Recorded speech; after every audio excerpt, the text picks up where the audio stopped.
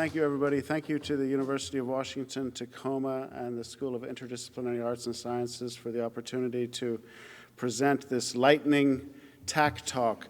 Today I'm going to talk about the intersection of three things: gentrification, centrification, and the Hilltop of Tacoma. The Hilltop of Tacoma, most of you know, is part of the downtown area today, and it's a Puget Sound Regional Council growth area for transit-oriented development. On the map on the right, you'll see the green areas. And it's worth noting a couple of things. Puget Sound Regional Council expects there to be 1 million more residents in the area in the next 15 to 20 years, and that is becoming very real. Nationally in 2016, they ranked the number of counties by county in the entire country who gets the most net new residents. And Pierce County was number 1 in 2016 for new residents nationally. I'll also draw your attention to the left-hand side. There's a little yellow square there. I'm going to come back to that in a minute. Gentrification has a sort of historical analysis of being this sort of loft conversion for places nobody would want to go. And in fact, the Harmon here 20 years ago when it opened up, that was kind of the way it was. That was a picture of the Harmon, by the way. And today, though, that story of gentrification is much more closely knitted into the modern construct of a competitive city landscape, global neoliberalism, and the idea that it has the capacity as an economic development engine to transform neighborhoods. And it's linked into this sort of very happy and pleasing stylistic kind of image. And you can see here's some before and afters of this is a red brick building on the hilltop that's not in use, and this is what it will be. They plan to build. Here's another old building, and then the new that it's going to be. But what you don't often pick up on this is the details of the loss. The first big red brick building was a bank, and today there are no banks anywhere on the hilltop. The other red brick building houses Mr. Mack. And for anybody who knows about the Hill, you know Mr. Mack. He's been a retailer in Tacoma for 60 years, and it's unlikely that his business model will be able to survive in the retail pricing of a redeveloped hilltop area. And then you have the ugly. This is the West Mall area, just west of the mall. And it is an example of what happens when you redo zoning and the market takes advantage of it. And when they first started trying to figure out density issues, because transit-oriented development requires density, and this is just a horrible development with no amenities, and they built tons and tons of units, and there's a little bit of change between the pretty pictures of what density is supposed to look like and what it actually becomes. And then in terms of density, that yellow square I showed you earlier of the hilltop is on the left, and that's single-family housing on the hilltop today. This is the same scale over in West Mall, and you can see how many people get in there. No amenities. It's basically sort of a new projects of sorts, very poorly constructed, low cost. And really what is an example of is when you create zoning regulations, they can represent opportunity or they can be used opportunistically. And this is exactly what happened out here in West Mall. And ultimately, gentrification is a battle of displacement. And what happens is that, as I mentioned earlier, the modern mode of gentrification is linked in a private-public sponsored redevelopment opportunity. It's really economic development. And the negative effects of gentrification center simply in displacement. But there's many forms of displacement. It's not just, you have to move away. You've got economic, social, political, emotional, and women and children first.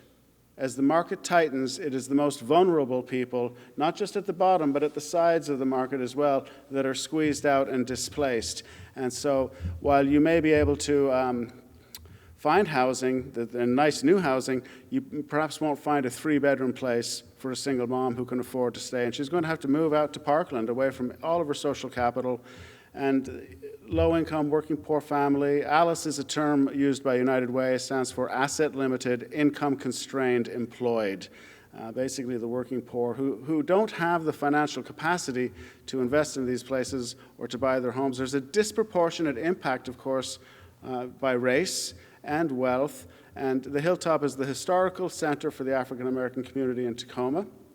And it's been underserved, disinvested for many, many years. And, you know, these sorts of institutional and structural policies set the stage for gentrification.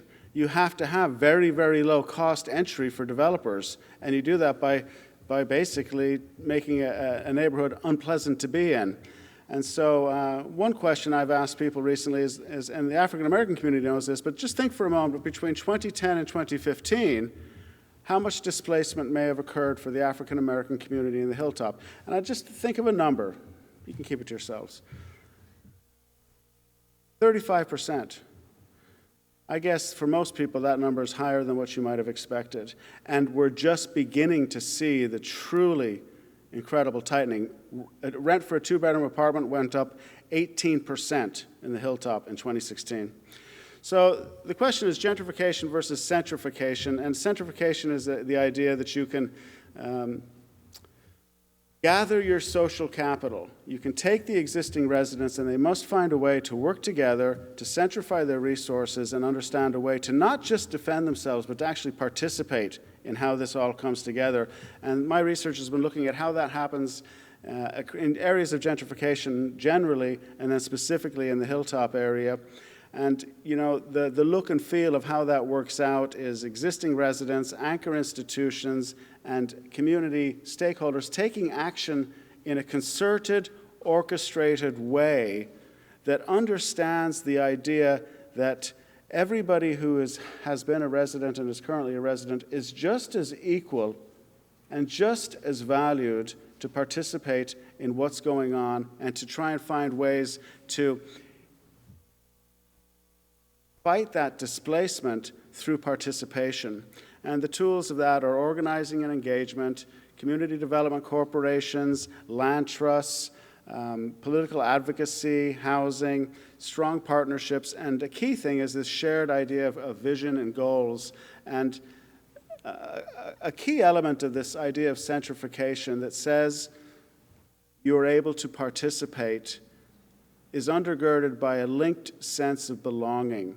It says that every one of us in this community who've been here for years has the right and the opportunity to stay here somehow. We have to figure out a way to try and drive that forward as best we can. Nobody's saying that there won't be displacement, but the idea is to drive through a plan of attack that allows people to remain participatory in their neighborhoods in some way and to participate in the economic upside that comes with that. And it takes some real planning. There are examples where it occurs through structured organization and the ability to really create political pressure and access to funding. Because ultimately it's not only about how you get the money, but how that money is spent. On the Hilltop, we have one example where the city is spending $7 million on a project that will generate 26 units, 5 of which are affordable, at 80% AMI, which is not very affordable for most residents. And the reality check is you could take that $7 million and you could put it into a credit-enhancing down payment assistance program that would transform 200 families who've been renting for years on the Hilltop and turn them into homeowners. And these are the sorts of actions and outcomes that can be engaged with if you develop a policy of centrification and have the ability to implement it successfully. Thank you.